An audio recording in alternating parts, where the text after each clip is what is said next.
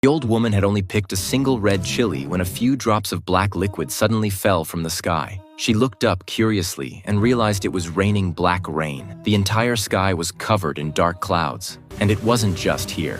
Black rain had started falling in other places too. A taxi driver was still complaining that the weather forecast got it wrong. It clearly said today would be bright and sunny, but then he suddenly noticed that the rain was actually black. At first, he thought it was just caused by pollution, but right after that, huge hailstones started falling from the sky. Looking closely, the hailstones were shaped like twisted human faces. At the same time, inside a temple, the Guanyin statue on the wall began to shed 2 lines of black bloody tears. When Guanyin weeps blood, it is a sign of great disaster. And all of this started because the villagers dug up a Buddha head while building a road. What made it even stranger was that the Buddha's eyes were covered with a strip of cloth, and the cloth was covered in eerie symbols. The monks at the temple warned them not to dig it up, saying it was a ghost Buddha. It was said to date back to the late Goryeo period and had been buried underground for more than 600 years. No one knew where it really came from, but according to historical records, when this ghost Buddha appeared in the world back then, anyone who looked into its eyes underwent terrifying changes in their body. But the villagers were blinded by dreams of getting rich.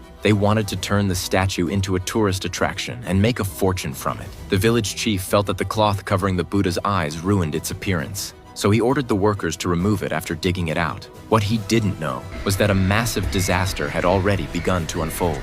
Early the next morning, the statue was successfully dug out. Following the village chief's orders, the driver cut off the cloth covered in symbols and began washing the statue clean. A crow landed on top of it. A crow is seen as a bad omen, and seeing it perched on the Buddha's head made the driver feel uneasy. He raised the hose, trying to chase it away, but the crow kept circling in place and refused to leave. The driver didn't think too much of it. Soon after, he drove the statue back to the village. Just as he was about to make a turn, he came across a taxi. He quickly sped up and cut in front of it, forcing the taxi to stop on the spot. Hey!